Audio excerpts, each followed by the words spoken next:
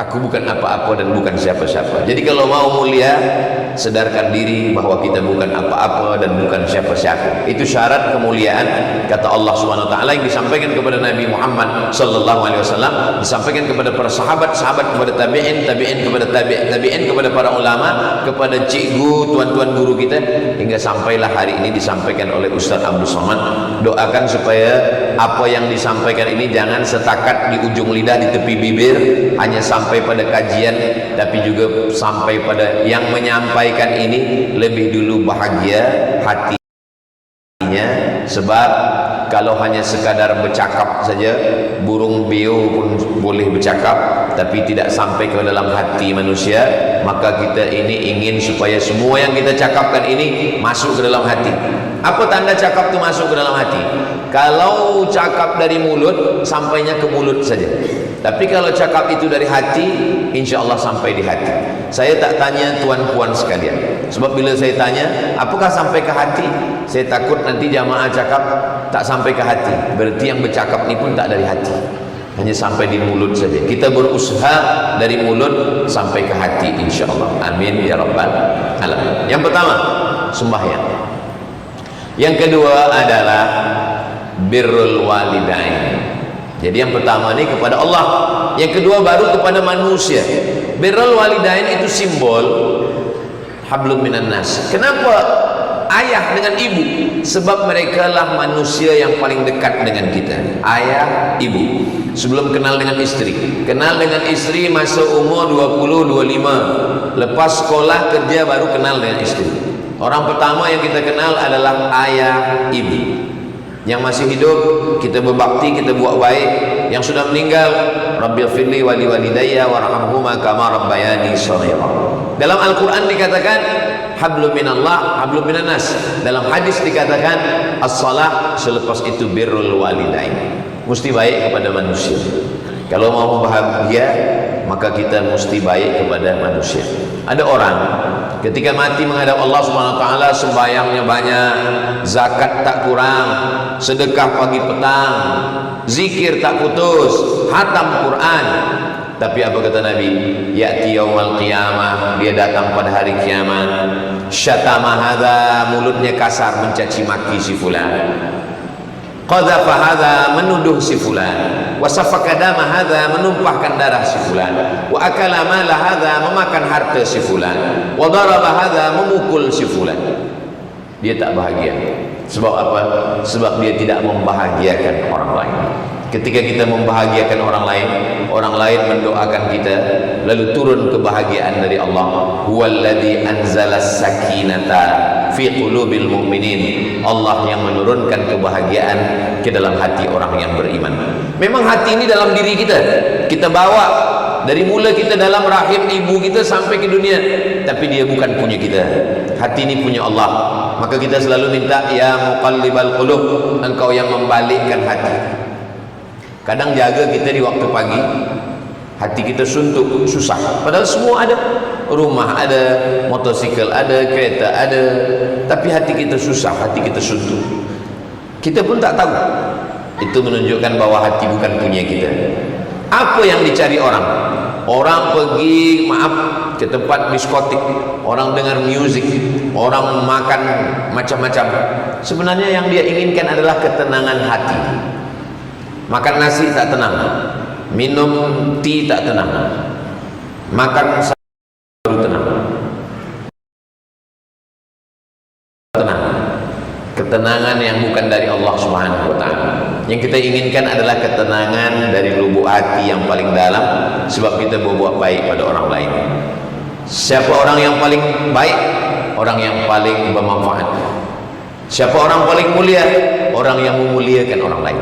Siapa orang paling baik? Orang yang membuat baik pada orang lain. Maka dalam Islam diajarkan khairun nas, sebaik-baik manusia, anfa'uhum linnas, dia boleh bermanfaat buat orang lain. Dalam Islam diajarkan pelepah kayu pun bermanfaat buat orang lain. Nabi ambil pelepah kurma, fasyaqqahu nisfain, Nabi belah dua. Selepas itu Nabi cucukkan ke kubur. Sahabat heran, lima fa'alta hadza, kenapa engkau lakukan ini ya Rasulullah? Apa manfaat daripada membelah pelepah kurma, mencucukkannya ke kubur? Kata Nabi, la'allallah an yukhaffifa 'adzabahuma ma lam yaybasa. Semoga azabnya ringan selama pelepah korma ini basah. Lalu kata Imam Nawawi bagi komen terhadap hadis ini dalam kitab Al-Minhaj Syarah Sahih Muslim Ibn Al-Hajjaj, kalau tasbih pelepah korma sampai pada orang mati, apalagi tasbih, tahlil, tahmid dan bacaan Quran orang beriman.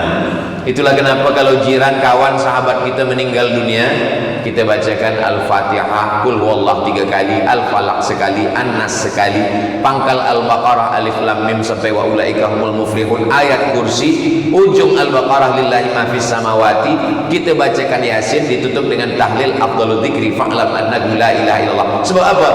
Sebab dia kawan, jiran, sahabat. Kita tak boleh balas budi baik dia. Apa kata orang Melayu, pisang emas buat belayar, masak sebiji dalam peti, hutang emas dapat dibayar, hutang budi dibuat mati. Maka kalau kita tak sempat balas kebaikannya, kirimkan Al-Fatihah, lalu dikubur. Walaupun saya tak kenal minta kubur siapa. Dalam perjalanan tadi di atas bukit saya tengok ada kubur, lalu dalam hati saya bacakan Assalamualaikum ya ala diyar minal mu'minin wa inna insyaallah bikum lahiqun yarhamullahu mustaqdimina wal mustakhirin nas'alullah lana wa lakumul afiyah. Saya tak hafal yang panjang Ustaz, hafaz yang pendek saja. Assalamualaikum ya ahlal kubur. Yang pendek pun tak hafaz, gerak-gerakkan saja mulut supaya kawan kita tak tahu apa yang kita baca. Kita tetap doakan Allah maghfir lahum warhamhum wa'afihim wa'fu anhum. Macam mana kita boleh bermanfaat buat orang lain? Hari ini kita tengok manusia, dia tak berfikir apa manfaat dia untuk orang lain, tapi dia banyak memanfaatkan orang lain. Apa yang boleh saya ambil dari si fulan, apa yang boleh saya ambil dari si fulan. Orang macam ini maka sampai bila-bila dia tidak akan bahagia. Kenapa? Karena kebahagiaan dia hanya karena boleh mengambil manfaat dari orang lain. Kalau boleh ambil manfaat dari dia, bahagia. Tak boleh ambil manfaat dari dia, tak bahagia. Sedangkan kita, sebesar apa kita boleh menolong orang lain, bila Allah akan menolong kita? Wallahu fi aunil abdi ma kana al abdu fi auni akhihi. Allah akan menolong seorang hamba bila mana hamba itu mau menolong saudara.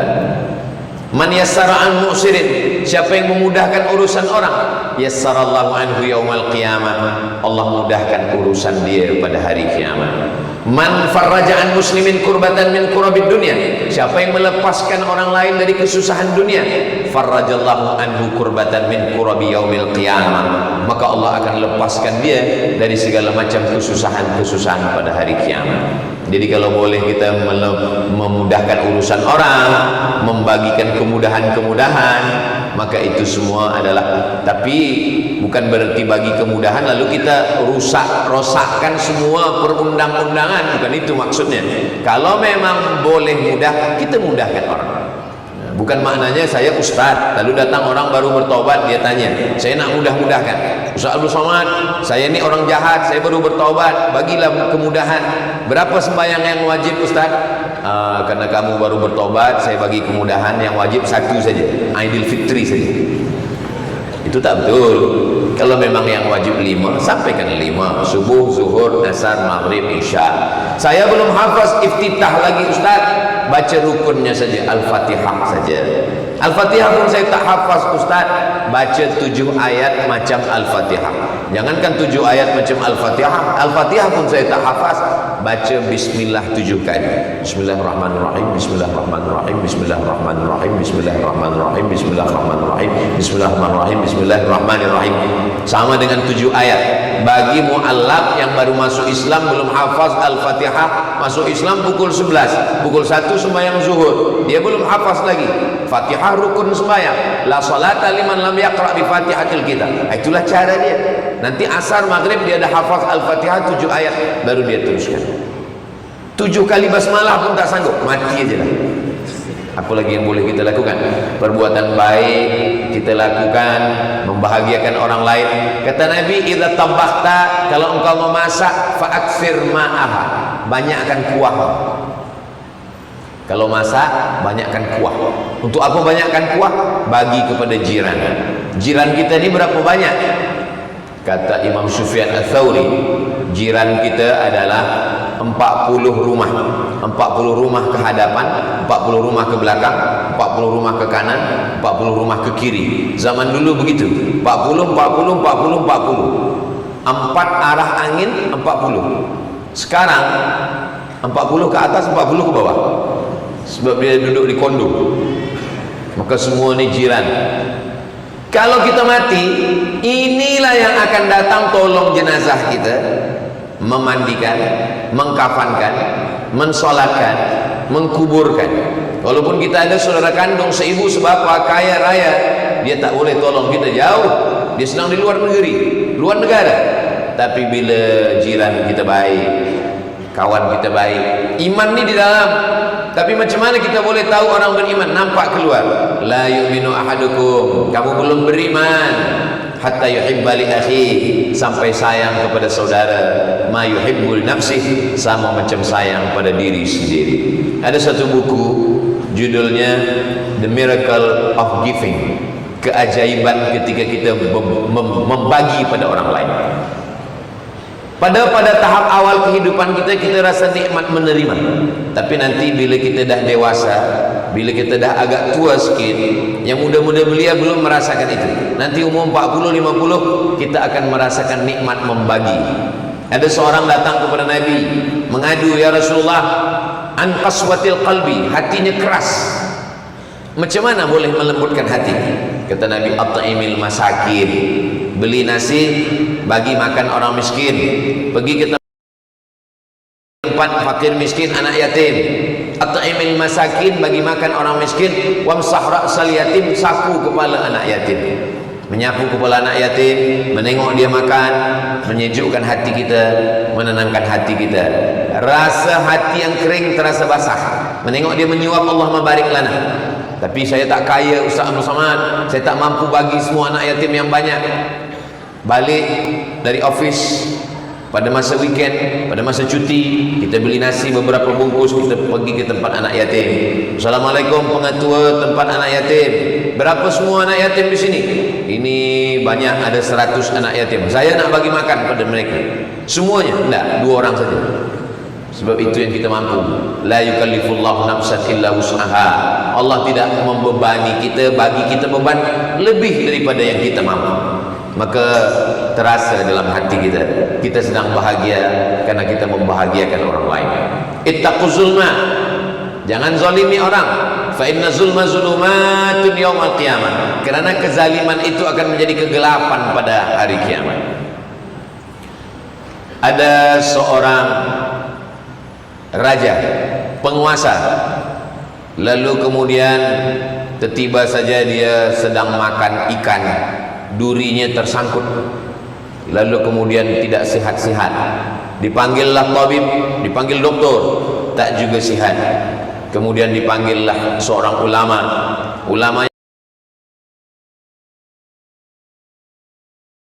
kerana riyadhah dia tahan makan, dia tahan minum, dia tahan tidur. Selepas itu dia beribadah, disingkapkan Allah. Dalam tasawuf namanya kasyaf. Kasyaf itu artinya tirai hijab yang tersingkap. Tadi ada hijab, saya tak boleh nampak puan semua tertutup hijab. Sekarang hijab dah terbuka, ini namanya kasyaf, tersingkap hijab. Kata dia, awak ada zalimi, aniaya orang, itulah kenapa duri ini tersangkut. Oh betul, saya baru ingat. Masa itu pada suatu petang, saya sedang berdiri di depan istana saya. Saya tengok ada orang memancing balik dari sungai. Lalu saya tengok dia bawa ikan. Lalu saya suruh tentera ambil ikannya.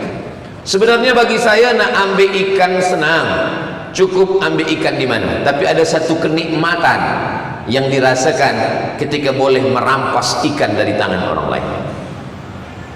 Lalu kemudian cuba cari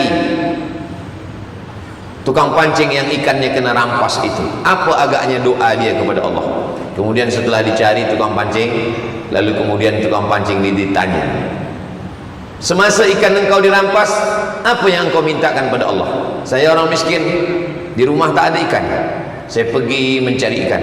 Selepas ikan dapat, anak dan istri saya sedang menunggu di rumah. Semua dah siap dimasak, mereka tinggal menunggu ikan saja lagi. Rupanya ikan ini dirampas.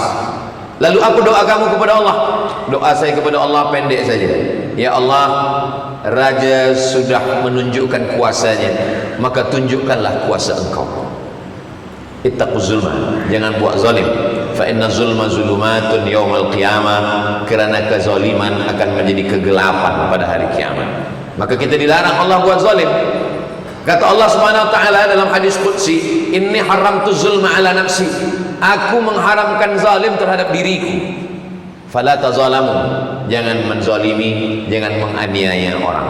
Walaupun bagi orang itu tidak perbuatan zalim, tapi bagi kita di hadapan Allah, dia akan memberatkan hisab kita pada hari kiamat.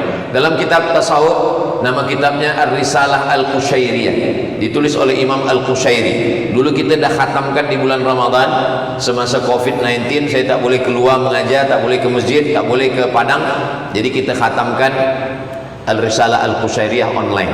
Masih ada videonya, boleh ditonton ulang. Ada seorang balik kenduri, balik dari kenduri itu tersangkut daging di celah giginya. Lalu kemudian dia tak sabar nak balik sampai ke rumah. Lalu dia ambil ranting pokok kayu, dia ambil, dia patahkan. Sesiapa pun di antara kita ini, kalau ada pokok kayu di depan rumah kita, lalu ada orang ambil ranting, kita tak rugi sikit pun. Bagi kita itu sesuatu yang kita tahu dengan kita tak tahu sama saja. Rupanya hisabnya amat sangat lama di akhirat. Kenapa hisabnya lama? Karena sudah mengambil satu ranting. Kalau satu ranting saja kita ambil, hisab kita lama, apalagi kalau bukan ranting, pokok kayu itu betul kita ambil dengan tanah-tanahnya sekali. Kata Nabi SAW, siapa yang mengambil sempadan, ini rumah tuan, ini rumah saya, ini tanah saya, ini tanah tuan, lalu kita tegakkan pancang sempadan, lalu malam-malam tak ada orang menengok, semua sedang tertidur lelap, lalu kita ambil tiang pancang, kita alihkan satu jengkal.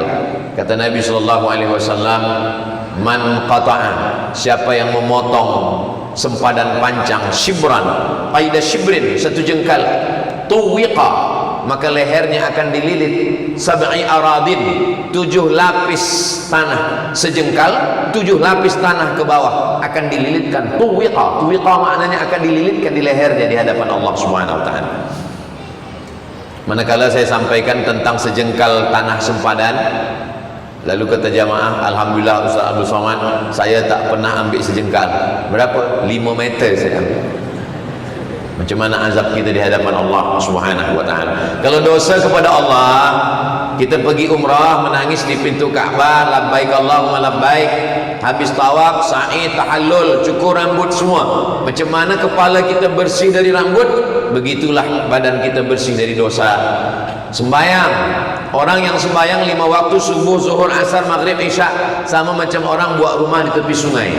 Mandi satu hari 5 kali, mandi subuh, mandi zuhur, mandi asar, mandi maghrib, mandi isya, tambah 2 kali lagi, mandi duha, mandi tahajud malam, bersih, tak ada daki, tak ada kotor di badan. Tapi itu kalau kepada Allah. Adapun kepada kawan, kepada sahabat, kepada jiran, maka tak boleh dengan hanya setakat taubat, solat sunat taubat. Maka Nabi SAW tak ada aniaya orang. Itu kenapa Nabi bahagia, sebab dia tak ada buat aniaya pada orang, tak ada zalim pada orang. Nabi meninggal hari Isnin, 5 hari sebelum meninggal hari Rabu. Rabu, Khamis, Jumat, Sabtu, Ahad, Isnin. Rabu, Khamis, Jumat, Sabtu, Ahad, Isnin. Hari Rabu Nabi naik ke atas mimbar. Apa kata Nabi? Man jalattu lahu zahran, siapa yang pernah kena cambuk, aku mencambuk kuda, rupanya dia ada di balik kuda itu dan ujung cambuk ni kena belakang dia, kena pundak dia. Hadza zahri, ini pundak Muhammad, falyastaqim minhu, sila balas. Man kuntu syatamtu lahu irdan, siapa yang cakapku menyakiti perasaannya, tersinggung dia kerana cakap saya, kata Nabi, hadza irdi, ini harga diri saya, sila balas. Siapa nak balas, balaslah.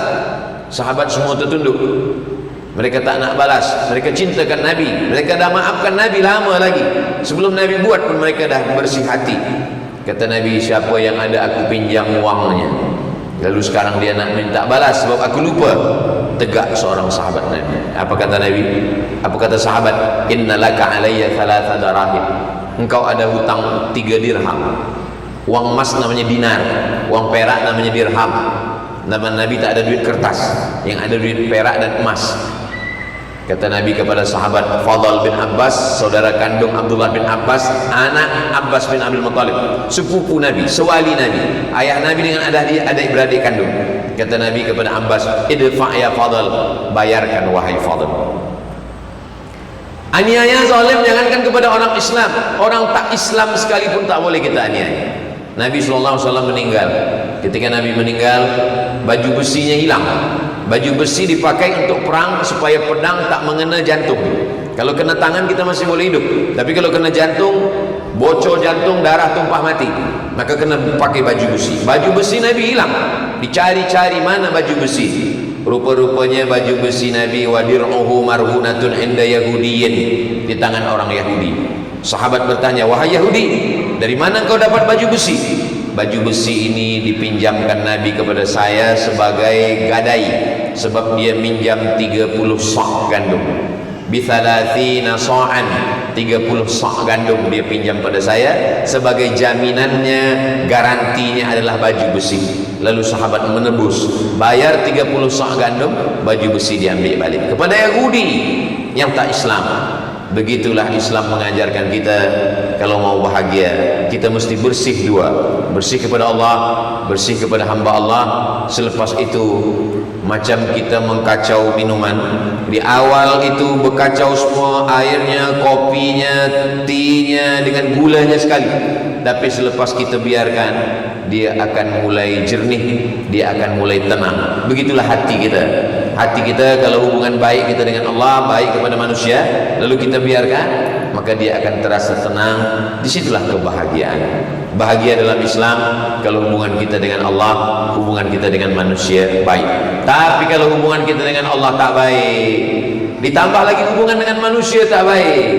Manusia yang paling dekat, ayah, ibu. 5 manusia yang paling dekat dengan kita. Yauma yafirul mar'u min akhihi, saudara, wa ummihi, ibu, wa abi, ayah, wa sahibatihi, istri, wa bani, anak. Macam mana dengan kawan? Kawan jumpa di luar rumah, tapi di dalam rumah ayah, ibu, anak, saudara, istri, suami, dengan orang-orang ini mesti baik. Sekarang manusia ini banyak dengan kawan baik, tapi dengan ayah, dengan ibu tak baik. Dengan sahabat baik, tapi dengan istri, dengan anak tak baik. Maka kalau mau tahu orang baik tak baik, maka tanyalah bukan dengan kawannya, tapi dengan istri dan anak-anaknya. Ketika dia baik di rumah, maka insya Allah dia baik di hadapan Allah Subhanahu wa ta'ala. Ketika ini kita lakukan, maka ada kebahagiaan. Maka ketika Nabi ditanya, yang pertama kata Nabi, salat, hubungan kita dengan Allah sudah baik. Yang kedua dengan birrul walidain sudah baik. Yang ketiga al-jihadu fi sabilillah. Jihad ini adalah melawan semua permintaan hawa nafsu. Nafsu kita ingin kita tidur subuh, lawan sembahyang subuh. Nafsu kita ingin pegang ini duit, lawan bayar zakat. Nafsu kita ingin tengok yang macam-macam, lawan tengok Al-Quran. Nafsu, apapun kata nafsu, lawan. Walladzina jahadu fina, orang yang bermujahadah melawan hawa nafsunya, lanahdiyannahum subulana, maka kami akan tunjukkan jalan-jalan kami.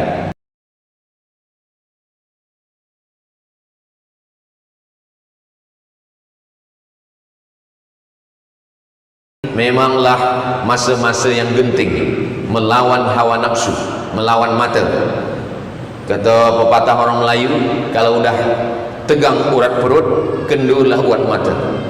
Alhamdulillah, saya tengok jamaah Masjid Sayyidina Abu Bakar Siddiq ni memang orang-orang yang sudah lulus, sukses melawan hawa nafsu mata. Mata boleh ditahan, perut boleh ditahan, hati boleh ditahan, pikiran boleh ditahan. Tapi ada yang tak boleh ditahan. Mata boleh ditahan, telinga boleh ditahan, tangan boleh ditahan, tapi ada yang tak boleh kita tahan. Apa dia? Fikiran. Fikiran tak boleh kita tahan. Dia akan bercakap terus. Apapun yang nampak, nampak orang besar pakai baju kecil, orang kecil pakai baju besar, bercakap dalam fikiran. Maka fikiran inilah yang paling jahat. Yang jahat bukan kolesterol. Apa yang paling jahat dalam badan kita ini? Bukan kolesterol, bukan gula, bukan kambing. Sekarang banyak orang tak nak makan kambing, dia kata kambing jahat. Kambing tak jahat. Yang jahat adalah fikiran kita. Fikiran kita berkata ini penyakit, ini tak betul, orang tak betul, ini salah, ini. Fikiran kita berkata terus. Maka kata Nabi SAW, jangan ada kata kalau. Sekali kalau, itu pintu setan masuk ke dalam. Saudara-saudara saya yang baru saja kemalangan, ayah meninggal, suami meninggal, ibu meninggal, datang kalau. Kalaulah dulu saya bagi obat, kalau dulu saya bawa hospital, kalau dulu saya baik, kalau menyebabkan hati menjadi sedih, terlampau sedih, datang iba hati, meneteskan air mata, sesal tak berkesudahan, menjadi penyakit, merubah menjadi stres, depresi, anxiety. Ia kalau mati, kalau tak mati, maka fikiran ini yang paling jahat. Macam mana kita menghentikan ini? Kenapa Allah bagi dia harta? Kenapa Allah buat dia kaya? Kenapa Allah buat dia selesa? Kenapa Allah? Kenapa? Maka menghentikan fikiran ini adalah zikir.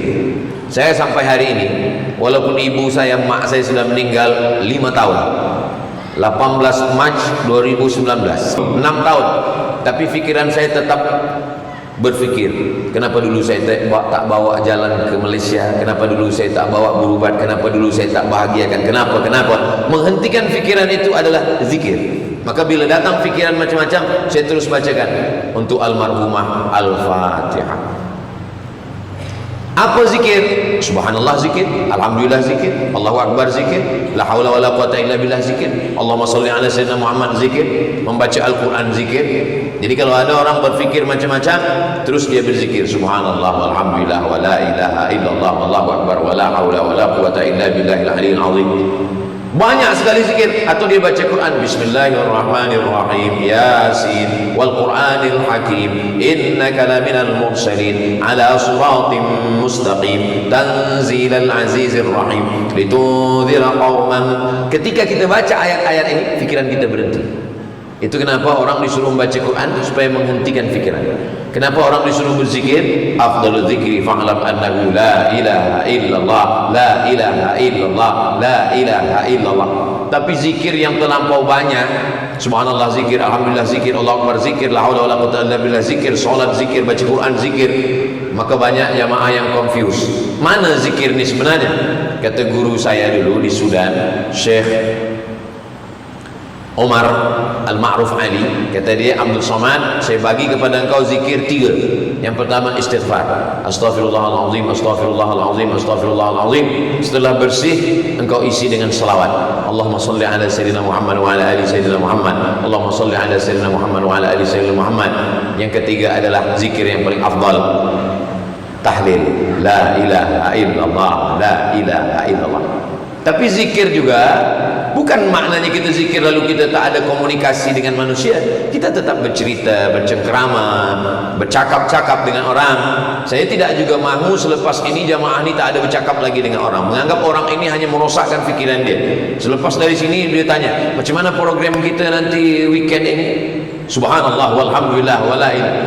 Kita tetap bercakap padahal perkara yang baik-baik. Tapi kalau cakap ini menyebabkan kita menjadi susah hati, ghibah, namimah. Ghibah menceritakan aib orang lain, namimah membawa-bawa cakap orang lain.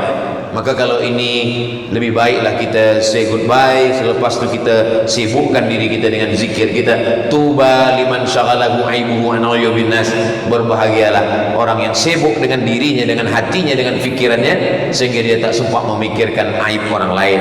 Sibuk memikirkan aib, cacat, kekurangan dirinya, sehingga syarat bahagia 3. Perbaiki hubungan dengan Allah, perbaiki hubungan dengan manusia, kendalikan hawa nafsu, banyak berzikir, maka insya Allah kita bahagia. Bahagiakah Ustaz Abdul Somad? Bahagia bukan pada benda, bahagia ada pada rasa. Rasa tak boleh diungkapkan, sebab rasa yang ada di hati saya sekarang tak sama dengan rasa yang ada di hati puan-puan sekalian. Kita semua bahagia. Bahagia kita bukan kerana benda, bahagia kita kerana Allah, bahagia kita kerana hamba Allah, bahagia kita kerana menang melawan hawa nafsu, kerana pertolongan Allah Subhanahu wa ta'ala. Yang boleh dengar, boleh ingat, alhamdulillah. Nanti bila balik ada kawan jiran yang tak datang hari ini bertanya, siapa tadi yang bagi tazkirah di Masjid Sayyidina Abi Bakar Siddiq Kulim? Ustaz Abdul Somad. Apa yang dia sampaikan? Syarat bahagia ada 3. Apa yang 3 itu? Saya pun tak ingat entah apa kata dia. Sebab saya terlampau bahagia tadi. Boleh diulang balik.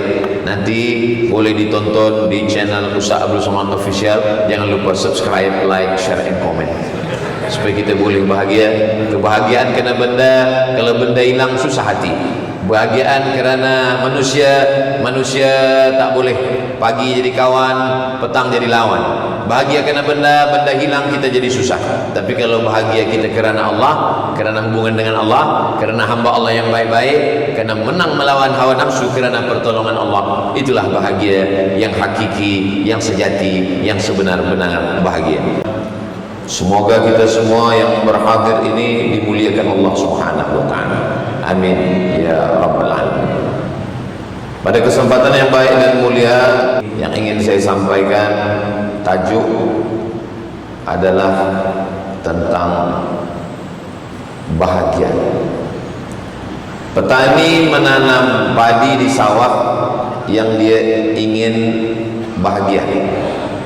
Macam mana supaya tanaman ini datang hujan airnya tidak berlebih, tidak datang musuh yang memakan, lalu kemudian berhasil sukses.